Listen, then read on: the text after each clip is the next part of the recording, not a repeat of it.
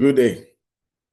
Today is May 13th, 2025, and today President Donald Trump embarked on his first official visit to a foreign country since he assumed office as the 47th President of America. In visiting Saudi Arabia, he repeated what he did in his first term as president, the 45th president, when he also made Saudi Arabia the first country he visited. Now, you will ask, why has President Trump chosen Saudi Arabia as the point of his first visit? This big question is what I want to dissect in today's video. But before I do that, I'd like to thank those people who've been watching my video so far. It's a small community for now, but I can see it is growing. In its growth, I know that what I'm putting out there is being well received. So if you like what I'm doing, I will urge you to subscribe to my channel, like and share. It helps in growing the channel so that we'll continue to share this discourse on geopolitics. Today, Donald Trump visited Saudi Arabia, and without wasting too much time, there were announcements of new deals being done, $142 billion worth of arms sales to Saudi Arabia, and $1 trillion in possible investments in America. Saudi Arabia has, for recent times, become a very important player in geopolitics. And for that regard, President Trump did not just go to Saudi Arabia by himself. He went with a whole coterie of business leaders that included Elon Musk, Sam Altman, Larry Fink, Schwarzman, private equity leaders, Jensen Wang all of them. He went with all this whole representing America, the very biggest of the Fortune 500 company CEOs were all with him in this trip. And you would ask, why is Saudi Arabia the country now that President Trump has made so pivotal in his second tenure? Saudi Arabia sits very comfortably and preeminently, I must say, in the Middle East. The Middle East in the past few years has practically changed. The Middle East, as we know and characterize it, as the media had all put in our heads, has changed and transformed. No thanks to the earlier efforts of countries like Kuwait and UAE, small countries that transformed their economies and showed what they can be if they are allowed to grow and if investment flows into their country. Dubai, particularly, and UAE became beacons of hope for the whole Middle East, and it is that beacon that is now being replicated in countries like Qatar and Saudi Arabia, even though belatedly. But now Saudi Arabia is by far the biggest economy in the Middle East. And Saudi Arabia is now, not just for the size of its economy, Saudi Arabia has slowly transformed itself to the biggest geopolitical bride in a changing world. You can say that as the world changes, Saudi Arabia has slowly transformed itself and found that there's profit in looking after its own interests rather than aligning with major powers. I have lived in Saudi Arabia for the past 5 years, and I can tell you this. Since 2020, when I went to Saudi Arabia, to 2025, when I just returned from Saudi Arabia, the transformation in infrastructure, the investments in their businesses, the investment in consumer, in the ability of the Saudis to buy and earn things and become affluent is transformative. And the quality of life of the average Saudis has really grown in these years. But while Saudi Arabia has grown, Saudi Arabia has also grown in stature. We have one of the most iconic pictures of in this world when Saudi Arabia met with the Saudi prince met with Joe Biden. Joe Biden came to Saudi Arabia to come and ask for the Saudi help in. We can see this picture here. Joe Biden visited Saudi Arabia after castigating this country following the death of the journalist Khashoggi, the Washington Post columnist. But it didn't take long, probably 2 years, 3 years. He now realized the importance of Saudi Arabia in the scheme of things, and he came down to Saudi Arabia. While I was in Saudi Arabia, and all this while I've been going to Saudi Arabia, I saw this country transform from a country that used to go seeking friends to a country where people now come to seek their friendship. In that time, while I was there, I watched Formula One, I watched Dakar Rally, and even though I didn't watch them, Saudi Arabia has transformed itself. I watched the Premiership because I was in a city called Bisha, and they had a football team there. And in that time, we've seen them slowly build a very powerful presence in sports. For those who always denigrated Saudi Arabia, they called it sports washing. But Saudi Arabia has also done something. It has also said that it will use its oil, just like all the Middle Eastern countries around it, the ones who want to progress and have moved away from wars and conflict, to building a powerful sovereign wealth fund. The Public Investment Fund of Saudi Arabia has become a powerful tool. For now, it has grown itself into being a sovereign wealth fund worth in the value of $925 billion. It is by far the most influential sovereign wealth fund there because it is a big source of funds in stimulating the local economy in Saudi Arabia. The inward-looking part of Saudi Arabia has meant that it has become it stimulates economic growth within the country, transporting its GDP by these investments within itself. They don't particularly believe anymore in buying bonds and packing money in financial instruments. They are using this money to transform their citizens and their country in new infrastructure, roads, rail lines, power grids, renewable power, water systems. So I see all this. I see it there. But how has Saudi Arabia become such a powerful global geopolitical force? The answer lies in the fact that Saudi Arabia has found out that conflict may be good, but peace is better. In moving towards an economy, a reality that emphasizes economic growth and development, Saudi Arabia has cut off historical ties and historical sources of conflict. They made peace with Iran through a rapprochement put together by the Chinese. And in doing that, they just eliminated one major source of tension in that country. In the same breath, also, they ended the war with Yemen.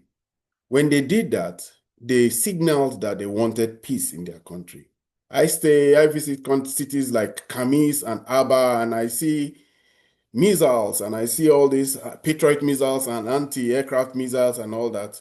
And for those my friends who live in cities like Nigeria, they will tell me that they always heard bombs and things exploding and going off, but no more. That has ended.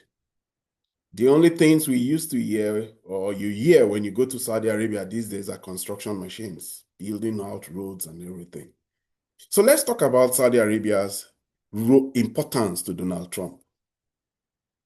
Donald Trump is a transactional president. He always says that he wants better business for his country and he wants Americans to be buying countries to be buying American products. He has already done 1 year now in selling American innovative products when he went with all these AI leaders, and most of the investments that the Saudis are going to put are in AI, but he also sold American hardware.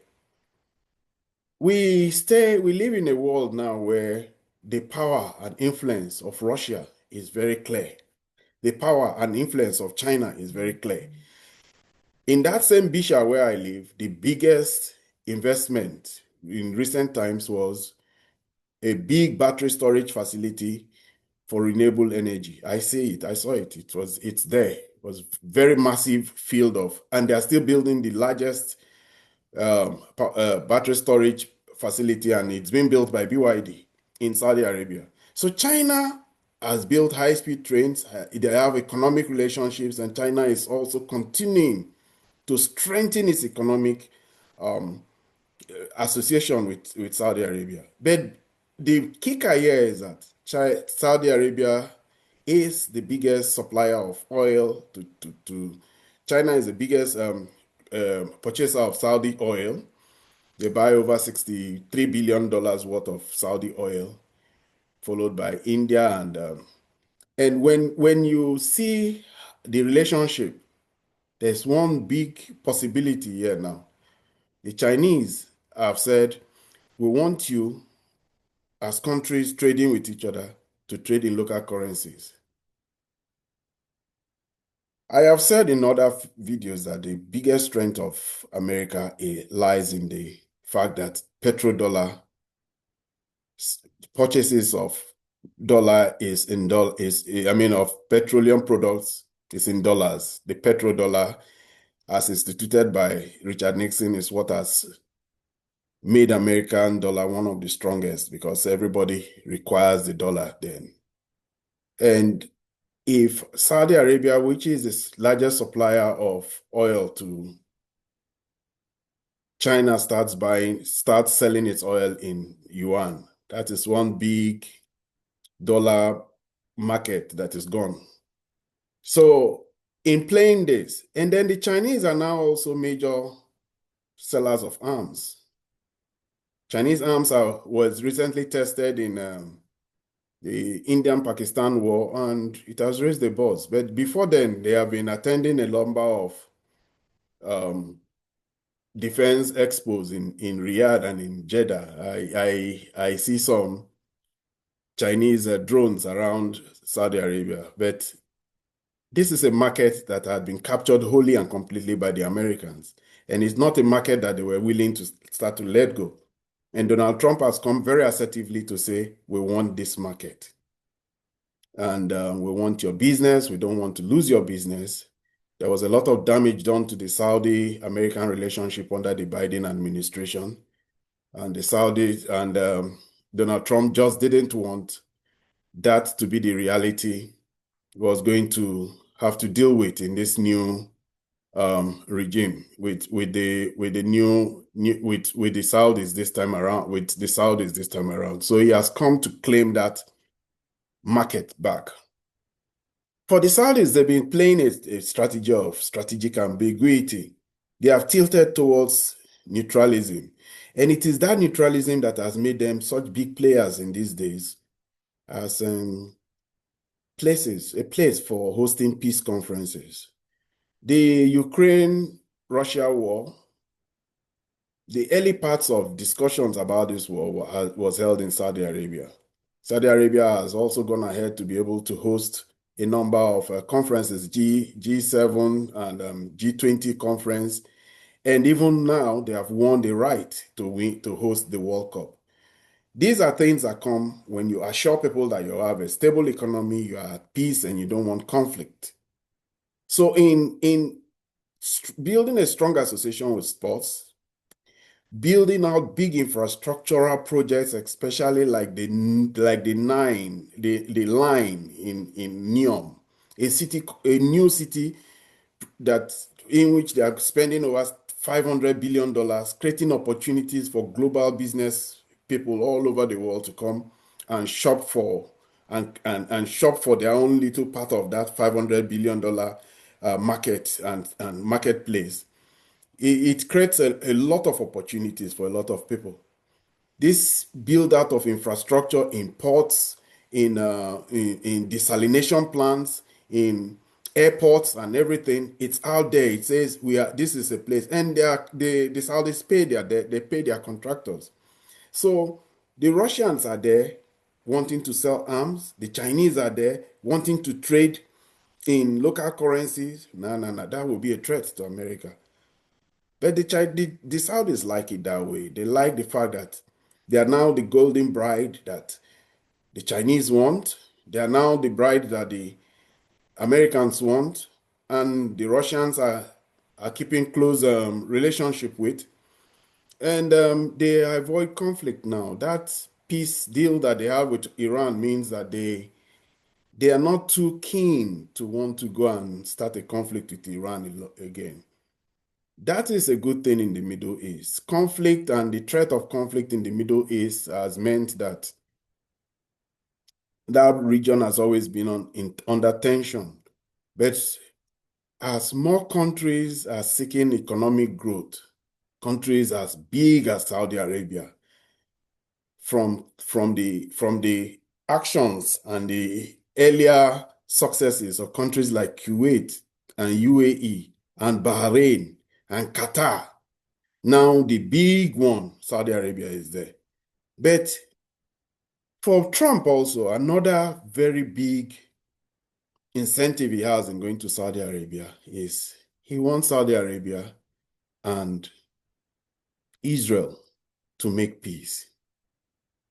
Under the framework of an accord system that he called the Abraham Accord, Trump wants Israel to make peace with Saudi Arabia, and Saudi Arabia being the biggest, most visible country within that Middle Eastern region, it gives a validation to the Abraham Accords, because the earlier participants in the Abraham Accords were UAE, and there was even Sudan, but Sudan is, but nothing is as big as a big fish, Saudi Arabia. But Saudi Arabia has held out. Saudi Arabia sincerely and genuinely don't believe that the Palestine question is a clog to them signing on onto the Abraham Accords.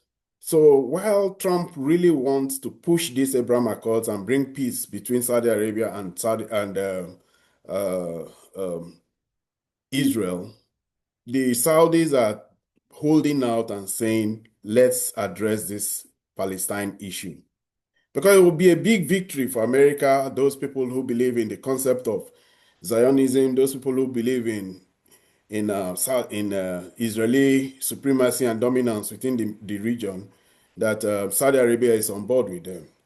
So, and as long as Saudi Arabia remains a strategic opponent of that accord, it seems like it's not a complete deal. So Saudi Arabia now is the bride everybody wants, a powerful force in geopolitics.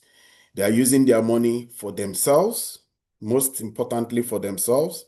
I see this because the Saudis don't come and build departments of John Hopkins University anymore. They tell John Hopkins University to come and open in Riyadh. I see the branches of these university hospitals in Riyadh and in Jeddah.